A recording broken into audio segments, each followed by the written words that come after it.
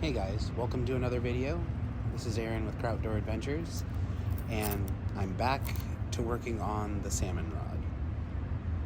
I had originally planned on talking through this whole video, but it was really quiet outside, and I started to kind of hyper-focus on it, and just stayed quiet pretty much the entire time. I don't have a lot of space inside to work on the rod, so I had fully planned on working on it outside. With the weather how it's been, I haven't been able to get out and work on it as much as I've wanted to. The other problem is when I go to epoxy this rod, doing it outside might be a big problem with dust and bugs and whatever else. I really hope I can find a spot inside to do the epoxy, but it's going to have to wait. The one thing that I've noticed while editing this video is that I really need to find my other finishing string. The string that I'm using right now is a little too rough, and it's making it hard to pull the end of the thread through. It keeps catching, and I'm worried that I'll break the thread and have to start all over on a wrap that I just finished, which isn't that big a deal, but at the same time, I'd rather not do that. When I had mentioned to a friend of mine that I was wrapping rods again, he asked me what got me into it in the first place, and I thought about it, and I think the reason that I really was interested in making my own designs on fishing rods is because growing up fishing for sturgeon, there weren't a lot of readily available store available rods to buy, and so almost everybody I knew had a custom rod that they either had somebody built or built themselves. I had a handful of relatives that had built custom rods, including my dad, who worked for Reader Rods when he was younger. So I grew up around a lot of very well-built and some not so well-built fishing rods. It inspired me to want to make something that somebody would see and be like, wow, you made this. And I've gotten to experience that quite a few times since I started. The first fishing rod that I built was for my senior project in high school. And I think I may or may not have talked about this before, but I have an uncle. He has a custom rod building station that he made up at his house. And I would go up there after school and work on that fishing rod quite a bit. I put a lot of effort into it because it was my first one. There was a lot to learn. While I was also working on my fishing rod, I was also helping my dad work on a salmon rod for himself. And it was in working on those two rods that I really got the want to keep doing that, because you start to see the hard work that you're doing become like visible.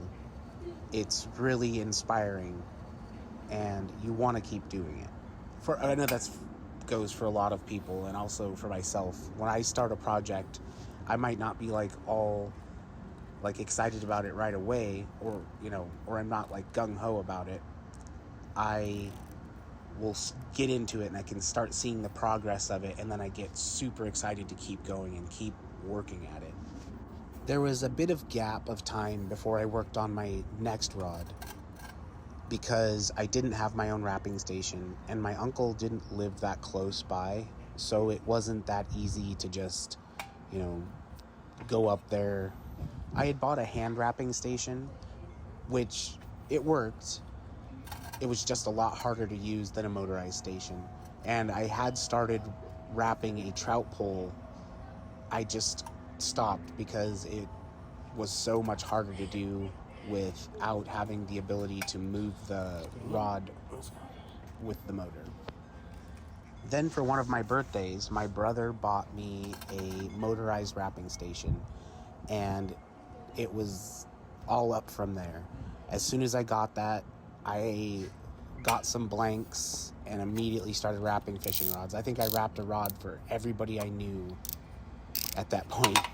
Anytime, because I made a deal with somebody and I got a bunch of old fiberglass rods And so I built sturgeon rods, I built steelhead rods, anything that I had a blank for, I was building a rod. And That's how it's supposed it was a lot of fun, and it also helped me build up that experience to doing custom rods for other people. Also around that time, my father-in-law had bought a boat, and sturgeon was still open at that point, so that was what we were doing. We were going out and fishing for sturgeon, so I built quite a few sturgeon rods with those fiberglass blanks that I had. Some turned out pretty good. Some of them we still have. Other ones not so great. We had one that I built that lasted, I think, just a few days. And the first big fish we got on it, it broke. So, I mean, you live and you learn. I'm really excited to start some of the new projects I've been planning. I have quite a few rod blanks that I want to get done, and I'm really hoping that I can come up with a plan so that they don't sit for much longer. The biggest holdup for all of the rods I have planned is having the correct colors and the right supplies. I'm going to go through all of the stuff that I have and see how many I can get done and what supplies I'll have to purchase. The place that I used to get all of my supplies from went out of business or moved to online only, I believe. I haven't checked in a while to see if they're still up and running, but they used to have a store in Woodland, and I used to stop in there all the time to buy clearance items and rod blanks. But I've found a few other online suppliers that I'm really hoping I can get some good deals through, and eventually, if I decide to get a business license again, get a wholesale account. I have been keeping my eye on Marketplace to see if people are selling off some of their old supplies or rod blanks. I missed out on a few good deals to buy rod blanks that people had been saving, and I really don't want to do that again. So occasionally I will message people and see if I can get a good deal on something that they had planned on using or need to get rid of. I'm really hoping to capitalize on somebody clearing out their garage or shop or something like that. I have no intentions of building rods for other people at the moment, just because I don't really have the extra space to do it, and I'm having to kind of work it in wherever I can at the moment. I'm really hoping that in the near future I can find a good space to keep my rod station up and always available, and also possibly get some more drying motors and have it so I can have a rod on the drying rack while I'm working on another one. But we'll see how it goes and see how this project fares by the end. After I get my salmon trolling rod done, I'm really excited to source some blanks for kokanee rods. I found a couple online, but I don't like the reviews that I've seen for them. So I'm going to see about ordering some from either Lamiglas or one of the blank companies on the East Coast, because their prices seem to be pretty good even with shipping. I'm going to try really hard not to go crazy building rods, because I do have a lot and I really don't have room for a lot more, so I should probably make them sparingly and be pretty selective in what I'm building and what I decide to keep. I just recently have been looking at the rods I have sitting at my house and thinking I should probably think about, putting that somewhere else so, I can put more rods where I have them sitting. But it's also hard to get rid of fishing poles, even though I have more than I can use.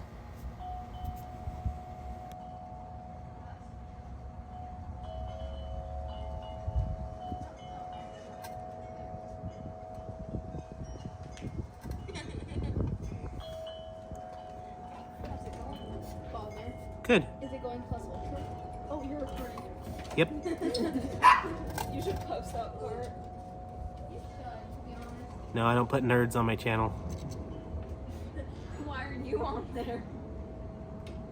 Wow, that's rude.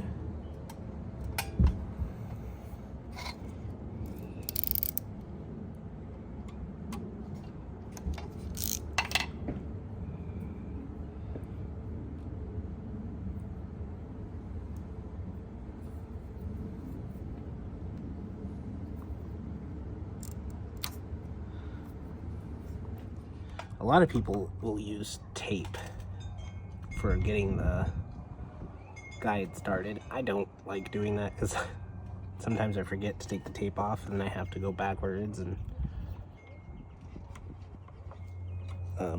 peel it off, which, you know, isn't that big of a deal, but at the same time it's kind of a pain.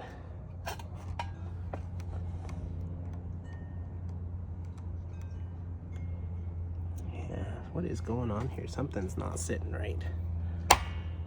Oop.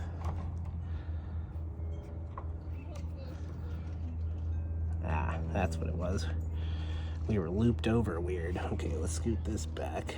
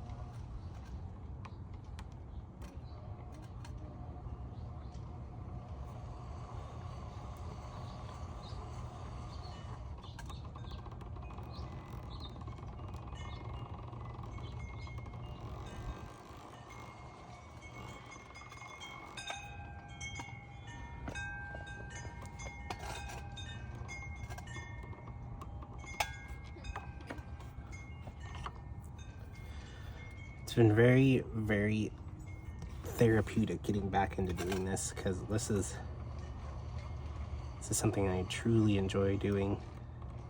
It can get a little monotonous, and some days I'm just not up for it. Just the doing the same thing over and over again. But on those days, you know what you do? You just don't do it. Find something else to do for that day. That's one of the reasons why I stopped doing it as like a career, as like a job, is because it's just doing it as much as I was doing it kind of burned me out.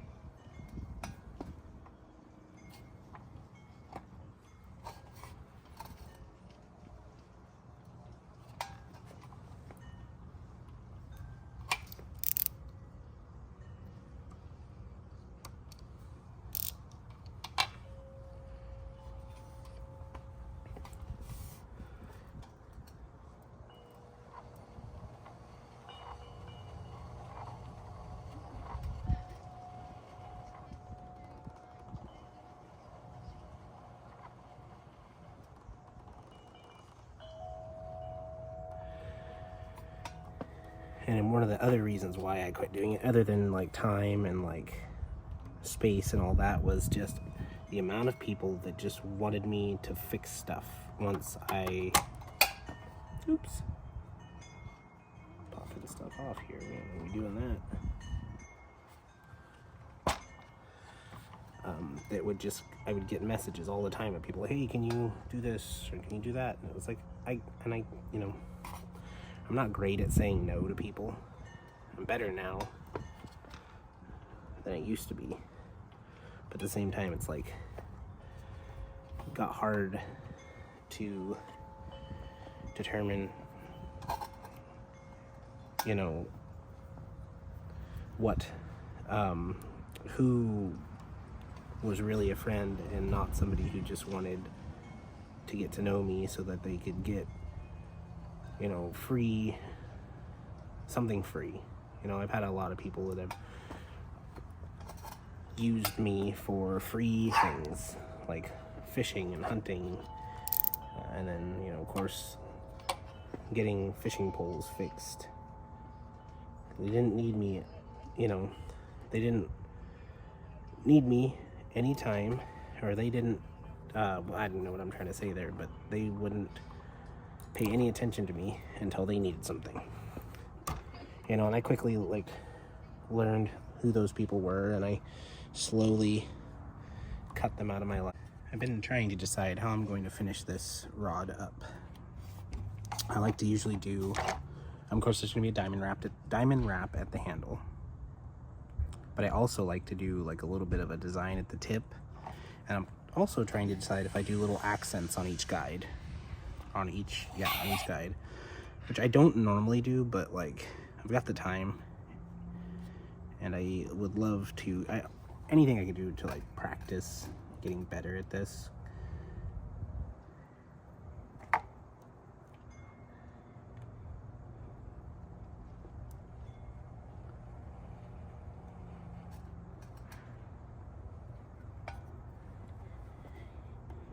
Ooh.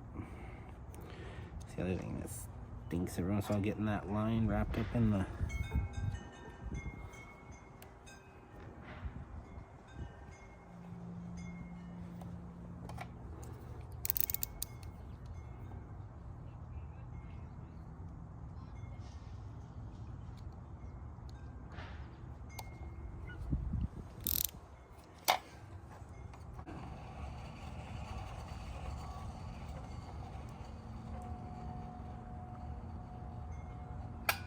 oops.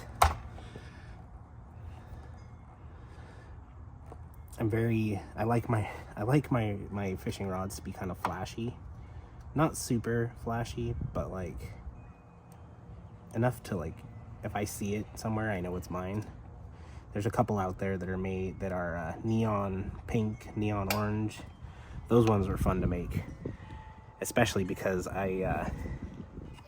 after I made the neon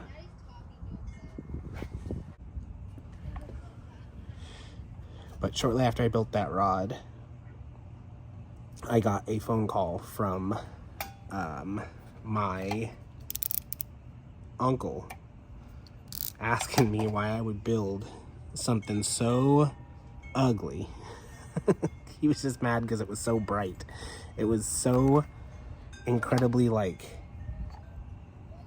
bright that people actually said that it would scare steelhead, but he caught steelhead on it, as far as I know. So it's one of those things that I just laugh about it. And then the neon pink one I built, I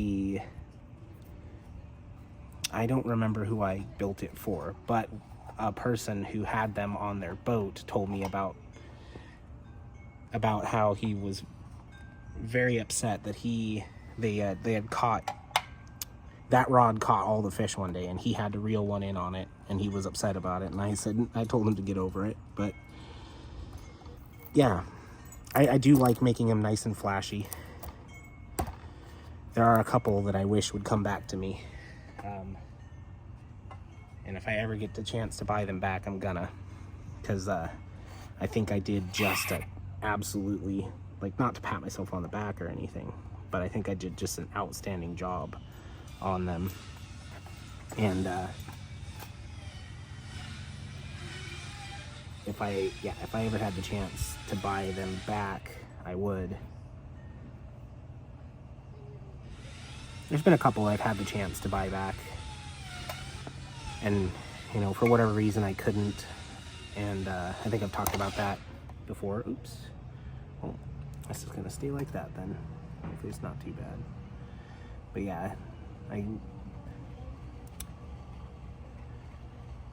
there was one that I finished building So a guy brought it to me. It was half done. He had made a deal with somebody to have the rod built, and for whatever reason the guy did half of it and then said he wasn't going to do anymore. I found out later is because the guy was very bad at paying for the things that he wanted, which is fine by me because I ended up getting the rod back from him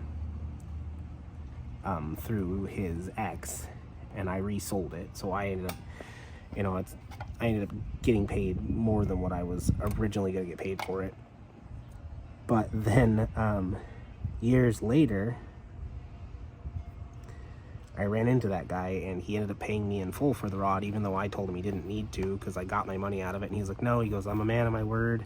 He goes, I was going through some rough times. And the guy that I sold the blanks to, he does like a heat shrink wrap on his guides. And I was like, oh, that's cool.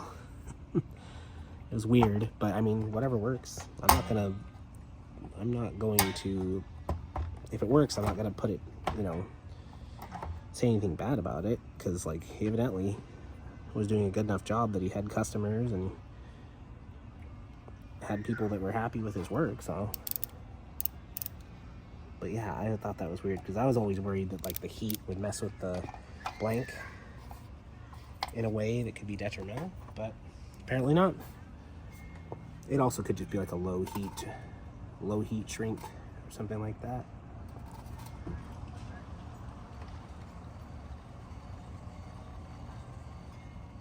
Dang it. Getting ahead of myself again.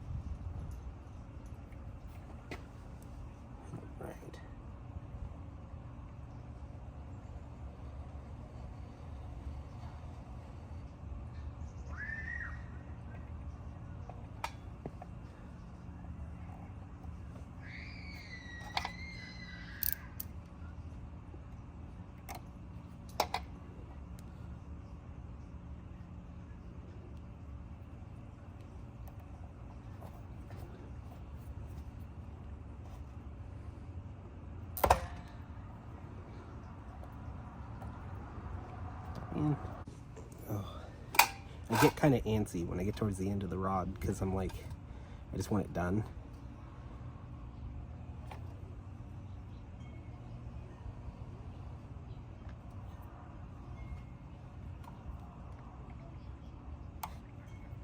Okay, that's not what I wanted. Hopefully it turns out okay. I'm gonna have to look into getting some new thread because this is all pretty old stuff. I mean, it's at least 10 years old. I actually just had it come up in my Facebook memories the other day of one of the last rods that I wrapped. And it was at least 10 years ago. And it wasn't even one that I wrapped. It was one that I just fixed a guide on. So, there it is.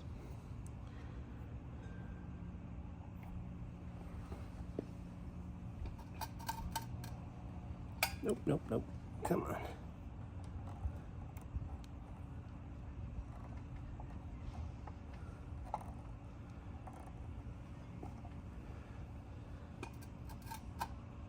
Or not. I not just one guide. Fixed a couple guides on it. It was a sturgeon rod that I had lost the tip to. And I had to add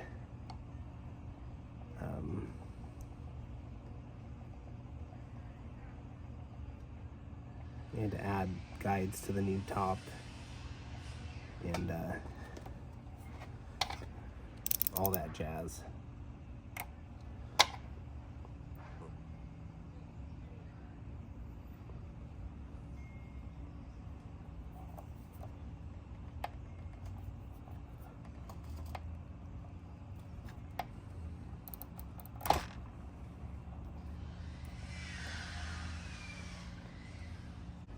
But I like to have a nice solid wrap all the way through the tip so it's more visible, and I think it looks cool. Already come. I got both of them. I love you. Love you.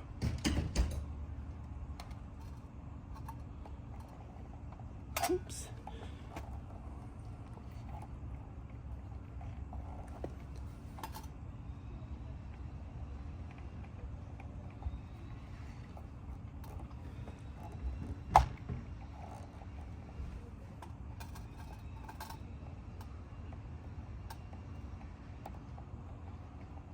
Oh, come on. Just having a horrible time here. My foot pedal got moved too.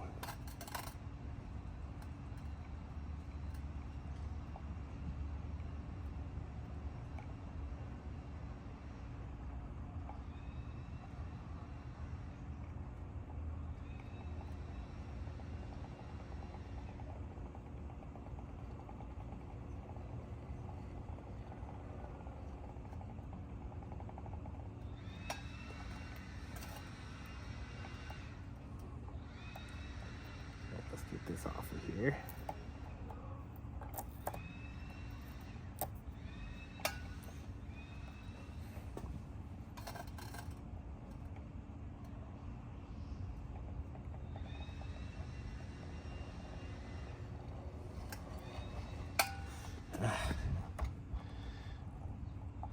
Getting ahead of myself, getting excited.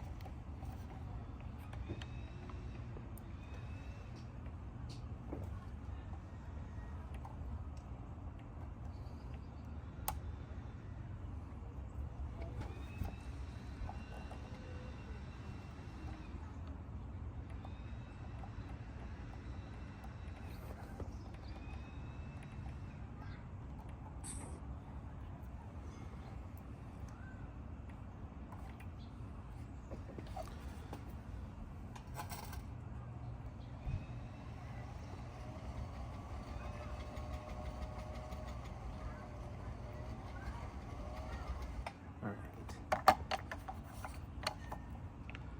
We have to adjust this here.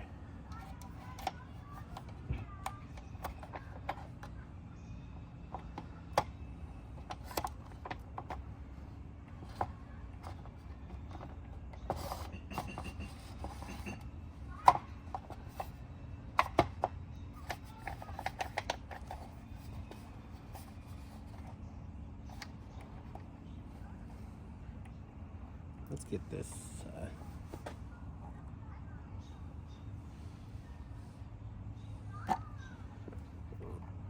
oh, nope, nope, nope. That's not what we wanted.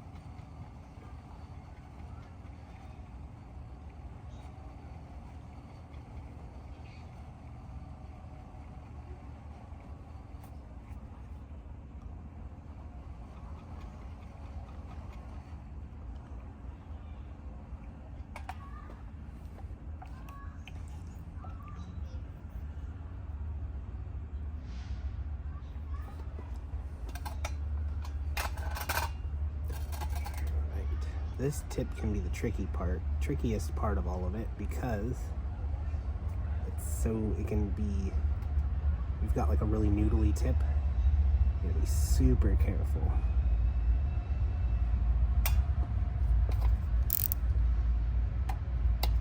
So you can't you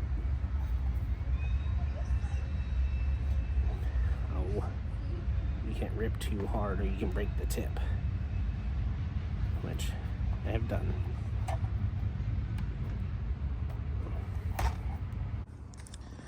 Well, guys, it is done. I mean, the wrapping, this part of it, the guide wrapping part of it. I still have to do the diamond wrap at the handle. I don't think I will do any accents on it. And I went through and I adjusted the guides, so they're all pretty much straight. This blank was a second, so it is a little wonky, but that's okay. It'll still catch fish. I'm not worried about that. But yeah, I'm gonna kind of plan out the diamond wrap, and then, we'll see how it goes.